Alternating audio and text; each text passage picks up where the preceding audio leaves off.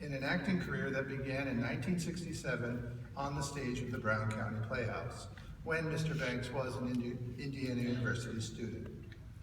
Mr. Banks' awards and award nominations include Emmys, Screen Actors Guild Awards, a Critics' Choice TV Award, and an OFTA Television Award, and a Saturn Award.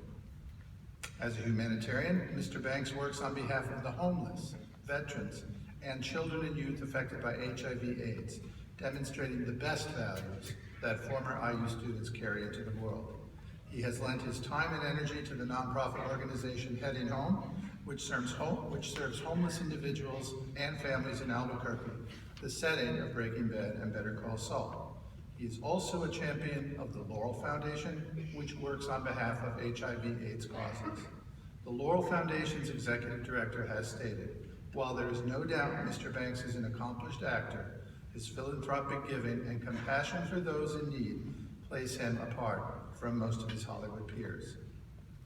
Mr. Banks' mother was a graduate of IU, and his daughter is currently a student. We have often been honored in recent years to welcome him to campus, and he is always eager to serve the university. He has, for example, offered inaugural remarks for the new media school, taught a masterclass for IU theater students, delivered talks to the IU Cinema, and hosted a session with the Hutton Honors College. It is thus entirely fitting that Indiana University recognize Jonathan Banks' outstanding accomplishments and service to the world at large by conferring upon him the honorary degree, Doctor of Humane Letters.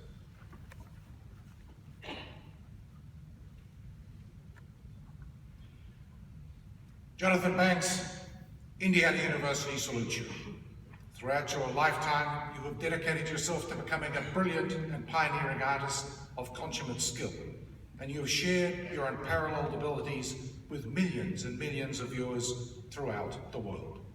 And so, by virtue of the authority vested in me by the trustees of Indiana University, I am proud and privileged to confer upon you with honor the degree of Doctor of Humane Letters with all attendant rights and privileges. Congratulations.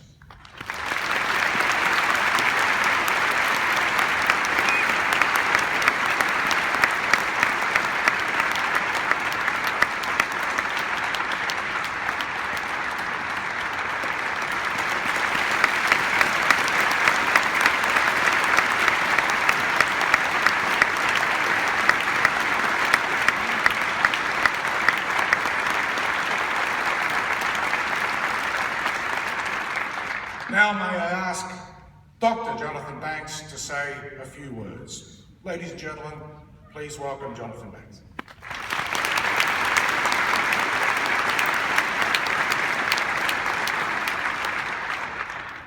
Hi. Thank you, President McRobbie, Dean Shanahan, Provost Rebell, Director John Vickers, Professor Michelson, Dr. Kish. So I was asleep on a sunny day, and I woke up, and I went in the kitchen, and the doors were open, and my wife was reading a book in the living room, and I opened a letter, and I felt like my feet came off the ground. And she said, "What's wrong with you?" And I said, "Look at this."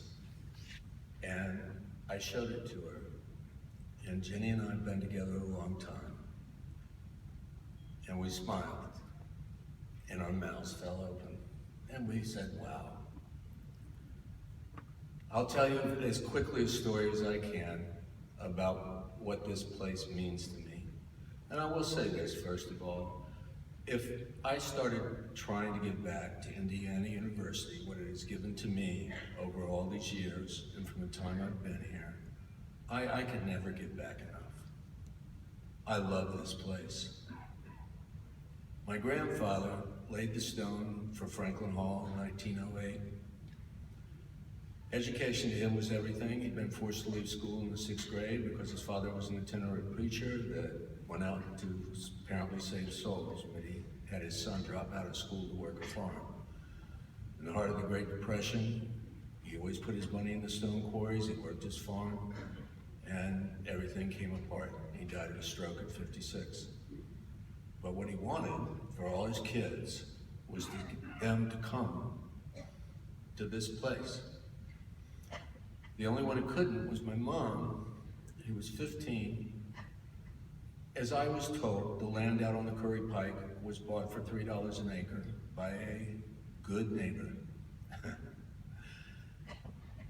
She went to work as a maid in a Methodist parsonage, where they counted the pieces of bread she ate. She tried to put herself through this school. Indiana University was kind enough that when they deemed her to be anemic, which I would think is pretty close to starving, they found her a job in Washington, D.C. with the Navy Department. And that's where she went. She pulled jackets of officers that were killed at Pearl Harbor on December the 8th. She pulled them so Admiral Wilson could write letters home personally. She was a single mom raising me. We didn't live in a garden district. But she kept telling me there was something better out there. She showed me the city of Washington, D.C., which is phenomenal. There's something free and wonderful almost every night of the year. But this place is where she wanted me to be.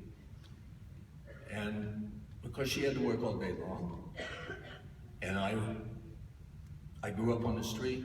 I wasn't a bad kid, but I was a product of that street.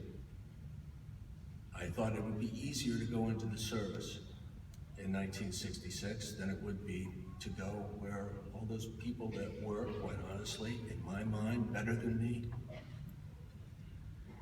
Anyway, in her finest hour, I came here in the summer. I did what she asked. And I thought, I've said this before, I thought, I've come to a resort. It was gentle here. It was beautiful here.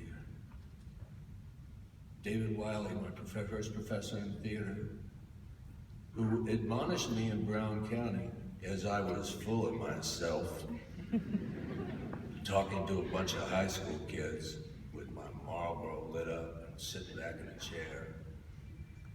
And he came up to me and he came as close to grabbing me by the collar and slapping me in the mouth as you possibly could. And I'm telling you, he should have.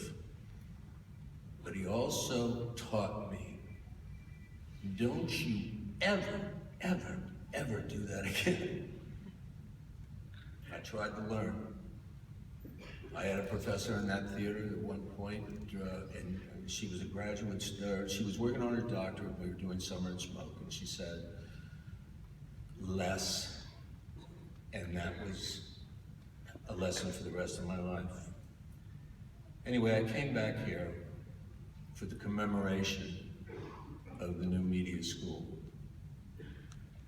And when the chairs got up to talk, and I thought, oh my God, they were so well spoken. And I thought, yes, and it's taken all those years to realize that this is a place of contemplation and learning. And I was so proud to be there. And I learned so much. And I remember Dr. Greba, who was a reporter during apartheid in South Africa, who I talked to her afterwards, and she said how much the First Amendment meant to her. I'll wrap this up. I could talk to you forever because I'm a blabbermouth. But there's so many things that I like here. I like that Hoagie's sitting right outside.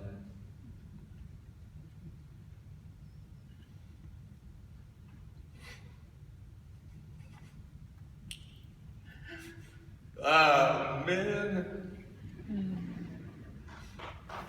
When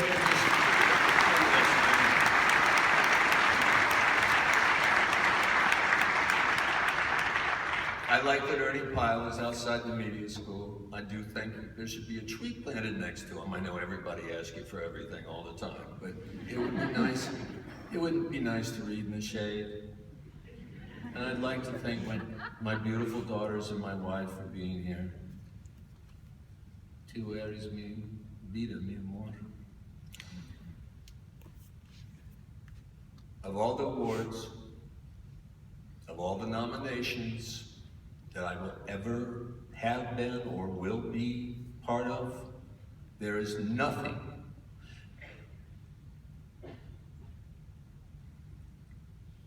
that means more to me than this. Excuse my sentimentality. Love this place. Love this place.